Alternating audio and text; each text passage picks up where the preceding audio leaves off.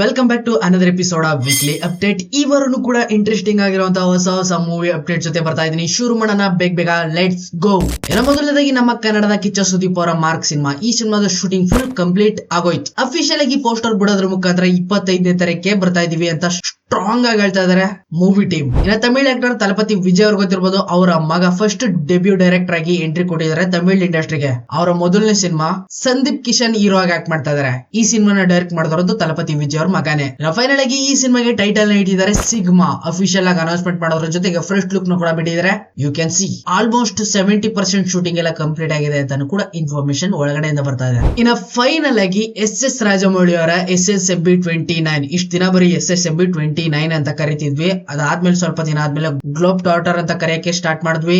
ಇವಾಗ ಅಫಿಷಿಯಲ್ ಆಗಿ ಗ್ಲಿಮ್ಸ್ ಒಳಗಡೆ ರಿವೀಲ್ ಮಾಡಿದ್ದಾರೆ ವಾರಣಾಸಿ ಈ ಸಿನಿಮಾದ ಟೈಟಲ್. ಇಲ್ಲಿ ಮಹೇಶ್ ಬಾಬು, ಪ್ರಿಯಾಂಕಾ ಚೋಪ್ರಾ, ಪೃಥ್ವಿರಾಜ್ ಇವ್ರುಗಳು ಮೇನ್ ಆಗಿ ಕಾಣಿಸ್ಕೊಳ್ಳೋದಾದ್ರೆ, ನಮ್ಮ ಕನ್ನಡದಿಂದ ಕಿಚ್ಚ ಸುದೀಪ್ ಅವರು ಕೂಡ ಈ ಸಿನಿಮಾದಲ್ಲಿ ಆಕ್ಟ್ ಮಾಡ್ತಾ ಇದಾರೆ ಅಂತ ರೂಮರ್ ಇದೆ.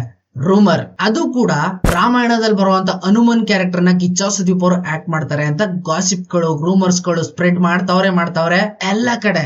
ಅಫಿಷಿಯಲ್ ಆಗಿ ಇನ್ನೂ ಕನ್ಫರ್ಮ್ ಆಗಿಲ್ಲ, ಜಸ್ಟ್ ರೂಮರ್ ಆಗಿ ಇಟ್ಕೊಳ್ಳೋದು ಒಳ್ಳೇದು ಅಷ್ಟೇ. ಇನ್ನ ರಜನಿಕಾಂತ್ ಅವರ ಜೈಲರ್ 2 ಬರ್ತಾ ಇದೆ. ಈ ಸಿನಿಮಾದಲ್ಲಿ ಶಿವಣ್ಣ ಅವರು ಕೂಡ ಆಕ್ಟ್ ಮಾಡ್ತಾ ಇದಾರೆ. ಫಸ್ಟ್ ಪಾರ್ಟ್ ಅಲ್ಲಿ ಯಾರೆಲ್ಲ ಆಕ್ಟ್ ಮಾಡಿದ್ರು ಅವರೆಲ್ಲ ಮತ್ತೆ ವಾಪಸ್ ಈ ಸಿನಿಮಾದಲ್ಲೂ ಕೂಡ ಆಕ್ಟ್ ಮಾಡ್ತಾ ಇದಾರೆ. ಬೋನಸ್ ಪಾಯಿಂಟ್ ಏನಪ್ಪಾ ಅಂದ್ರೆ, ನಮ್ಮ ಕನ್ನಡದಿಂದ ಮೇಘನಾ ರಾಜ್ ಅವರು ಕೂಡ ಈ ಸಿನಿಮಾದಲ್ಲಿ ಆಕ್ಟ್ ಮಾಡ್ತಾ ಇದಾರೆ. ಅಫಿಷಿಯಲ್ ಆಗಿ ಮೂವಿ ಟೀಮೇ ಕನ್ಫರ್ಮ್ ಮಾಡಿದೆ. ಪರ್ಟಿಕ್ಯುಲರ್ ಆಗಿ ಎಂತ ಕ್ಯಾರೆಕ್ಟರ್ ಯಾವ ರೀತಿ ಆಕ್ಟ್ ಮಾಡ್ತಾ ಇದಾರೆ ಅಂತ ಇನ್ಫಾರ್ಮೇಶನ್ ಇಲ್ಲ, ಬಟ್ ಇವ್ರು ಈ ಸಿನಿಮಾದಲ್ಲಿ ಆಕ್ಟ್ ಮಾಡ್ತಾ ಇರೋದಂತೂ ಕನ್ಫರ್ಮ್. ಇನ್ನ ಸಂದೀಪ್ ರೆಡ್ಡಿ ವಾಂಗ ಅವರು ಪ್ರಭಾಸ್ ಜೊತೆ ಸ್ಪಿರಿಟ್ ಮಾಡ್ತಾ ಇದಾರೆ. ಈ ಸಿನಿಮಾದಲ್ಲಿ ಡಾನ್ಲಿ ಅವ್ರು ಆಕ್ಟ್ ಮಾಡ್ತಾ ಇದಾರೆ.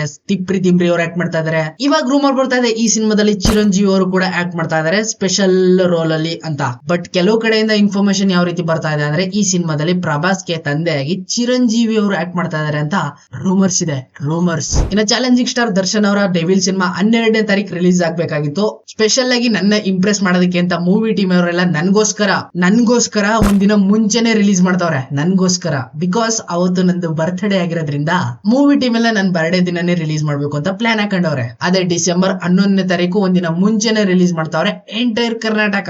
ಇದ್ರ ಜೊತೆಗೆ ಗಿಲ್ಲಿ ನಟನು ಕೂಡ ರಿವೀಲ್ ಮಾಡಿದ್ರು ಈ ಸಿನಿಮಾದಲ್ಲಿ ಕಾಮಿಡಿ ರೋಲ್ ಅಲ್ಲಿ ಕಾಣಿಸ್ಕೊತಾ ಇದಾರೆ ಅಂತ 2 ವಾರದ ಹಿಂದೆ. ಈಗ ಒಂದ್ 4-4 ದಿನದಿಂದ ರಿವೀಲ್ ಮಾಡಿದ್ರು. ಹುಲಿ ಕಾರ್ತಿಕ್ ಅವರು ಕೂಡ ಈ ಸಿನಿಮಾದಲ್ಲಿ ಆಕ್ಟ್ ಮಾಡ್ತಾ ಇದಾರೆ as a comedy actor. Official ಆಗಿ ಪೋಸ್ಟರ್ ಕೂಡ ರಿಲೀಸ್ ಮಾಡಿದ್ದಾರೆ. You can see. ಇನ್ನು ನಮ್ಮ ಕನ್ನಡದ ಶ್ರೀನಿ ಅವರ ಬೀರ್ಬಲ್ 2 ಒಂದ್ 3-4 ವರ್ಷ ಆಯ್ತೇನೋ ಅನೌನ್ಸ್ಮೆಂಟ್ ಆಗಿ. ಏನ್ ಮಾಡ್ತಾ ಇದಾರೆ ನನಗಂತೂ ಗೊತ್ತಿಲ್ಲ. ರೀಸೆಂಟ್ ಆಗಿ ಡೈಸಿ ಭೂಪಣ್ಣ ಅವರು ಕೂಡ ಆಕ್ಟ್ ಮಾಡ್ತಾ ಇದಾರೆ ಅಂತ ಇನ್ಫಾರ್ಮೇಶನ್ ಅವಾಗ್ಲೇ ಸಿಕ್ಕಿತ್ತು, 1 ತಿಂಗಳ ಹಿಂದೆ. ಇದ್ರ ಜೊತೆಗೆ ಇನ್ನೊಬ್ಬ ಆಕ್ಟರ್ಸ್ ಕೂಡ ಈ ಸಿನಿಮಾದಲ್ಲಿ ಆಕ್ಟ್ ಮಾಡ್ತಾ ಇದಾರೆ ಅಂತ ಇನ್ಫಾರ್ಮೇಶನ್ ಇವಾಗ ಬರ್ತಾ ಇದೆ. ಇನ್ನ ರವಿಚಂದ್ರನ್ ಅವ್ರ ಜೊತೆಗೆ ರಣಧೀರ ಸಿನಿಮಾದಲ್ಲಿ ರೊಮ್ಯಾನ್ಸ್ ಮಾಡಿರೋ ಖುಷ್ಬು ಮೇಡಮ್ ಅವರು ಕೂಡ ಈ ಸಿನಿಮಾದಲ್ಲಿ ಅಂದ್ರೆ ಬೀರ್ಬಲ್ ಚಾಪ್ಟರ್ 2 ಕೇಸ್ 2 ಒಳಗಡೆ ಆಕ್ಟ್ ಮಾಡ್ತಾ ಇದಾರೆ ಅಂತ ಗಾಸಿಪ್ ನ್ಯೂಸ್ ಇದೆ. ಅಫಿಷಿಯಲ್ ಆಗಿ ಇನ್ನೂ ಕನ್ಫರ್ಮ್ ಆಗಿಲ್ಲ. ಅನೌನ್ಸ್ಮೆಂಟ್ ಮಾಡಿ 4 ವರ್ಷ ಆಯ್ತು. ಶೂಟಿಂಗ್ ಎಲ್ಲಿವರೆಗೂ ಬಂದಿದೆ ಅಂತ ಇನ್ಫಾರ್ಮೇಶನ್ ಇಲ್ಲ. ಇನ್ನು ಅವ್ರು ಮಾಡ್ತಾವ್ರೆ ಇವ್ರು ಮಾಡ್ತಾವ್ರೆ ಅಂತ ಏನೇನೋ ಸ್ಪ್ರೆಡ್ ನ್ಯೂಸ್ ಗಳೆಲ್ಲ ಬರ್ತೈತೆ. ಇನ್ನೊಂದ್ 2-3 ವರ್ಷ ಆಗ್ಬೋದು ರಿಲೀಸ್ ಮಾಡೋದಕ್ಕೆ. ಏನ್ ಮಾಡ್ತಾರೋ ಏನೋ. ಇನ್ನ ಡಾರ್ಲಿಂಗ್ ಕೃಷ್ಣ ಅವರ ಲವ್ ಮಾಕ್ಟೆಲ್ 3 ಬರ್ತಾ ಇದೆ. ಅಫಿಷಿಯಲ್ ಆಗಿ ಈ ಸಿನಿಮಾದ ಶೂಟಿಂಗ್ ಎಲ್ಲ ಫುಲ್ ಕಂಪ್ಲೀಟ್ ಆಗೋಗಿದೆ. ಸದ್ಯಕ್ಕೀಗ ಈ ಟೀಮ್ ಪೋಸ್ಟ್ ಪ್ರೊಡಕ್ಷನ್ ಅಲ್ಲಿ ಡಬ್ಬಿಂಗು, ಎಡಿಟಿಂಗು, ಅಳುಮೂಳು ಎಲ್ಲಾನು ಮುಗಿಸ್ಕೊತಾ ಇದಾರೆ. ಫೆಬ್ರವರಿ ಅಂದ್ರೆ ನೆಕ್ಸ್ಟ್ ಇಯರ್ 2026 ಫೆಬ್ರವರಿ 14ನೇ ತಾರೀಕು ಈ ಸಿನಿಮಾ ಎಂಟೈರ್ ಕರ್ನಾಟಕ ರಿಲೀಸ್ ಆಗ್ತಾ ಇದೆ. ಪಾರ್ಟ್ 1 ಏನೋ ತುಂಬಾ ಇಂಟ್ರೆಸ್ಟಿಂಗ್ ಆಗಿತ್ತು, ಎದೆ ಟಚ್ ಆಗೋ ತರ. Part 2 okay. ಈಗ ಪಾರ್ಟ್ 3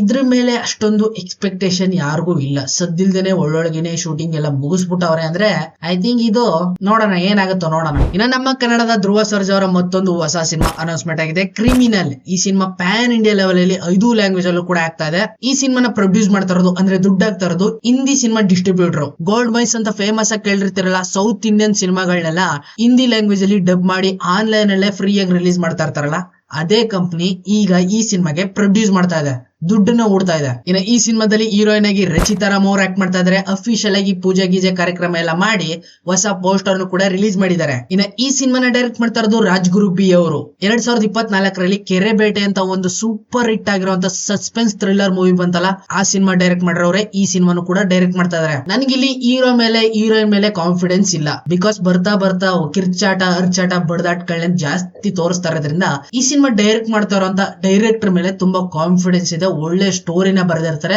ಡೈರೆಕ್ಷನ್ ನ ನೆಕ್ಸ್ಟ್ ಲೆವೆಲ್ ಅಲ್ಲೇ ಮಾಡಿರ್ತಾರೆ ಅಂತ ಕಾನ್ಫಿಡೆನ್ಸ್ ಕೂಡ ನನಗಿದೆ. ಇದ್ರ ಜೊತೆಗೆ ರೂಮರ್ಸ್ ಇತ್ತು ಇಲ್ಲಿ ರಚಿತಾ ರಾಮ್ ಹೀರೋಯಿನ್ ಆಗಿ ಆಕ್ಟ್ ಮಾಡ್ತಾ ಇಲ್ಲ, ಬದಲಾಗಿ ತೆಲುಗು ಇಂಡಸ್ಟ್ರಿಯ ಕೀರ್ತಿ ಸುರೇಶ್ ಅವರು ಹೀರೋಯಿನ್ ಆಗಿ ಸೆಲೆಕ್ಟ್ ಆಗಿದ್ರು ಅಂತ ರೂಮರ್ಸ್ ಇತ್ತು. ಬಟ್ ಇವಾಗ ಅಫಿಷಿಯಲ್ ಆಗಿ ರಚಿತಾ ರಾಮ್ ಅವರು ಆಕ್ಟ್ ಮಾಡ್ತಾ ಇದಾರೆ ಈ ಸಿನಿಮಾದಲ್ಲಿ ಹೀರೋಯಿನ್ ಆಗಿ. ಇನ್ನ ಕಿಚ್ಚ ಸುದೀಪ್ ಅವರ ಸೋದರಳಿಯ ಅವರ ಸಿನಿಮಾನು ಕೂಡ ಬರ್ತಾ ಇದೆ, ಮ್ಯಾಂಗೋ ಪಚ್ಚ. ಈ ಸಿನಿಮಾದ ಶೂಟಿಂಗ್ ಅಫಿಷಿಯಲ್ ಆಗಿ ಕಂಪ್ಲೀಟ್ ಆಗಿದೆ ಅಂತ ಇನ್ಫಾರ್ಮೇಶನ್ ಕೊಡೋದ್ರ ಜೊತೆಗೆ ಹೊಸ ಪೋಸ್ಟರ್ ಕೂಡ ರಿಲೀಸ್ ಮಾಡಿದ್ದಾರೆ, ರಿಲೀಸ್ ಡೇಟ್ ನ ಅನೌನ್ಸ್ಮೆಂಟ್ ಮಾಡೋದ್ರ ಜೊತೆಗೆ. ಇನ್ನ ಈ ಸಿನಿಮಾ ಬರ್ತಾ ಇದೆ 2026 ಜನವರಿ 15ನೇ ತಾರೀಕಿಗೆ ಎಂಟೈರ್ ಕರ್ನಾಟಕ ಎಲ್ಲ ಕಡೆ ರಿಲೀಸ್ ಮಾಡ್ತಾವ್ರೆ ಮೂವಿ ಟೀಮ್, ಅಫಿಷಿಯಲ್ ಅನೌನ್ಸ್ಮೆಂಟ್. ಇನ್ನ ಶಿವಣ್ಣ, ಡಾಲಿ ಧನಂಜಯ್ ಇವರಿಬ್ರು ಕಾಂಬಿನೇಷನ್ ಅಲ್ಲಿ ರೆಟ್ರೋ ಟೈಮ್ ಲೈನ್ ಅಲ್ಲಿ ಬರ್ತಾರೋ ಅಂತ ಸಿನಿಮಾ 666 ಆಪರೇಷನ್ ಡ್ರೀಮ್ ಥಿಯೇಟರ್. ಇನ್ನ ಈ ಸಿನಿಮಾಗೆ ಲೇಡಿ ಆಕ್ಟರ್ಸ್ ಎಂಟ್ರಿ ಕೊಟ್ಟಿದ್ದಾರೆ ಇವಾಗ. ಇಲ್ಲಿ ಶಿವಣ್ಣ ಅವ್ರಿಗೆ ಹೀರೋಯಿನ್ ಆಗಿ ಪ್ರಿಯಾಂಕಾ ಮೋಹನನ್ ಅವರು ಸೆಲೆಕ್ಟ್ ಆಗಿದ್ದಾರೆ, ಅಫಿಷಿಯಲ್ ಆಗಿ ಅನೌನ್ಸ್ಮೆಂಟ್ ಮಾಡೋದ್ರ ಜೊತೆಗೆ ಫಸ್ಟ್ ಲುಕ್ ಕೂಡ ರಿವೀಲ್ ಮಾಡಿದ್ದಾರೆ. ಇವರು ನಮ್ಮ ಕನ್ನಡದ ಹೀರೋಯಿನ್ ಅಂತ ಅನ್ಕೊಳ್ಳೋದಕ್ಕೆ ನಮ್ಗೆ ಪ್ರೌಡ್ ಆಗುತ್ತೆ. ಬಟ್ ನಮ್ ಕಡೆ ಇವ್ರಿಗೆ ಸರಿಯಾಗಿ ಫ್ರೇಮ್ ಸಿಗದೆ ಇರೋದಕ್ಕೆ ತಮಿಳು ತೆಲುಗು ಇಂಡಸ್ಟ್ರಿಯಲ್ಲಿ ಒಳ್ಳೊಳ್ಳೆ ಫ್ರೇಮ್ಸ್ ನ ತಗೊಂಡವ್ರೆ. ಈಗ ನಮ್ ಕನ್ನಡಕ್ಕೆ ವಾಪಸ್ ಬಂದಿರೋದು ತುಂಬಾ ಖುಷಿಯಾಗಿರುವಂತ ವಿಷಯ. ಇನ್ನ ಪ್ರಭಾಸ್ ಅವರ ಫೌಜಿ ಸಿನಿಮಾ ರೀಸೆಂಟ್ ಆಗಿ ಅವ್ರ ಬರ್ತ್ಡೇ ದಿನ ಫಸ್ಟ್ ಲುಕ್ ಆಳು ಮೂಳು ಏನೇನೋ ರಿವೀಲ್ ಮಾಡಿದ್ರು, ನೋಡಿದ್ರೆ ನೀವುನು. ಇನ್ನ ಈ ಸಿನಿಮಾದ ಡೈರೆಕ್ಟರ್ ಅನು ರಾಘಪುಡಿ ಅವರು ಹೇಳ್ತಾ ಇರೋದು ಈ ಸಿನಿಮಾ 2 ಪಾರ್ಟ್ ಆಗಿ ಬರ್ತಾ ಇದೆ ಅಂತ ಅಫಿಷಿಯಲ್ ಆಗಿ ಅವರೇ ರಿವೀಲ್ ಮಾಡಿದ್ದಾರೆ ರೀಸೆಂಟ್ ಆಗಿ ನಡೆದಿರುವಂತ ಪ್ರೆಸ್ ಮೀಟ್ ಒಳಗಡೆ. ಒಟ್ನಲ್ಲಿ ಇದು ಕೂಡ ಸಿನಿಮ್ಯಾಟಿಕ್ ಸಾಗ್ ಆಗೋದ್ರಲ್ಲಿ ಡೌಟ್ ಇಲ್ಲ. ಕಮಲ್ ಹಾಸನ್ ಅವರ ಹೊಸ ತಿಕ್ಲಾಟ ಇವಾಗ ಶುರು ಮಾಡಿದ್ದಾರೆ. ತಿಕ್ಲಾಟ ಅಂತಾರಲ್ಲ, ಅದು ತಿಕ್ಲಾಟ. ತಿಕ್ಲಾಟ ಸುಮಾರು 28 ವರ್ಷದ ಹಿಂದೆ ನಮ್ಮ ಕನ್ನಡದ ಸಿಂಹ ಡಾಕ್ಟರ್ ವಿಷ್ಣುವರ್ಧನ್ ಅವ್ರ ಜೊತೆಗೆ ಒಂದು ಸಿನಿಮಾನ ಮಾಡ್ತಿದ್ರು ಕಮಲ್ ಹಾಸನ್ ಅವರು. ಕಮಲ್ ಹಾಸನ್ ವಿಷ್ಣುವರ್ಧನ್ ಇವರಿಬ್ರು ಕಾಂಬಿನೇಷನ್ ಅಲ್ಲಿ ಒಂದು ಸಿನಿಮಾ ಆಗ್ತಿತ್ತು. ಅದರ ಡೈರೆಕ್ಟರ್ ಕೂಡ ಕಮಲ್ ಹಾಸನ್, ಪ್ರೊಡ್ಯೂಸರ್ ಕೂಡ ಕಮಲ್ ಹಾಸನ್ ಅವರೇನೆ. ಆ ಸಿನಿಮಾದ ಟೈಟಲ್ ಆಗಿತ್ತು ಮರುದ ನಾಯಗಂ. ಟೈಟಲ್ ಕೇಳ್ತಿದಂಗೆ ಗೊತ್ತಾಗುತ್ತೆ ಇದು ನಮ್ಮ ಅಪ್ಪನಿಗೂ ಕನ್ನಡ ಸಿನಿಮಾ ಅಲ್ಲ, ತಮಿಳ್ದೆ ಅಂತ. ವಿಚಿತ್ರ ಏನಪ್ಪಾ ಅಂದ್ರೆ ಆ ಸಿನಿಮಾದ ಶೂಟಿಂಗ್ ಕಂಪ್ಲೀಟೇ ಆಗ್ಲಿಲ್ಲ, ಅರ್ಧಕ್ಕೆ ಸ್ಟಾಪ್ ಮಾಡ್ಬಿಟ್ಟು ನಿಲ್ಲಿಸ್ಬಿಟ್ರು. ಅದ್ ಏನಕ್ಕೆ ಅಂತ ಈಗಲೂ ಕೂಡ ರಿವೀಲ್ ಮಾಡಿಲ್ಲ. ಬಟ್ ಇವಾಗ ಹೊಸ ತಿಕ್ಲಾಟ ಇವ್ರು ಶುರು ಮಾಡಿರೋದು ಕಮಲ್ ಹಾಸನ್ ಅವರು. AI ನ ಯೂಸ್ ಮಾಡ್ಕೊಂಡು ಆ ಸಿನಿಮಾನ ಶೂಟಿಂಗ್ ಫುಲ್ ಕಂಪ್ಲೀಟ್ ಮಾಡ್ತೀವಿ, ಕಂಪ್ಲೀಟ್ ಮಾಡ್ಬಿಟ್ಟು ಎಂಟೈರ್ ಕರ್ನಾಟಕ ಎಲ್ಲ ಕಡೆ ರಿಲೀಸ್ ಮಾಡ್ತೀವಿ ಅಂತ ಪಣ ತೊಟ್ಟಿದಾರಂತೆ ಕಮಲ್ ಹಾಸನ್ ಅವರು. ಇದಕ್ಕೆ ನಾನು ತಿಕ್ಲಾಟ ಅಂತ ಹೇಳ್ತಾ ಇರೋದು. ಸಾರಿ ಕೇಳಕ್ ಆಗದೆ ಇರೋದಕ್ಕೆ ಈ ರೀತಿ ವಿಷ್ಣುವರ್ಧನ್ ಅವ್ರನ್ನ ಯೂಸ್ ಮಾಡ್ಕೊಂಡು ಕನ್ನಡ ಇಂಡಸ್ಟ್ರಿ ಒಳಗಡೆ ಹೆಂಗಾದ್ರೂ ಒಳಕ್ ನುಕ್ಕೊಂಡ್ಬಿಡೋಣ ಅಂತ ಇವರು ಪ್ಲಾನ್ ಹಾಕೊಂಡು ಈ ರೀತಿ ಏನಾದ್ರು ಮಾಡಕ್ ಬಂದ್ರೆ ನಮ್ಮ ಅಪ್ರಾಣೆಗೂ ಇದನ್ನು ರಿಲೀಸ್ ಮಾಡಕ್ ಬಿಡಲ್ಲ ನಾವು.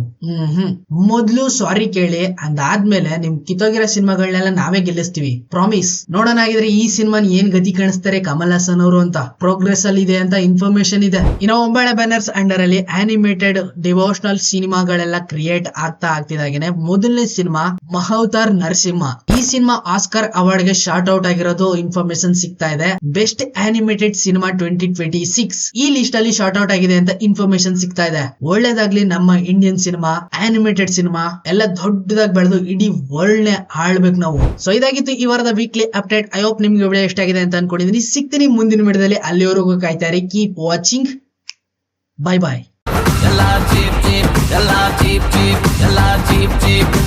ಚೀಪ್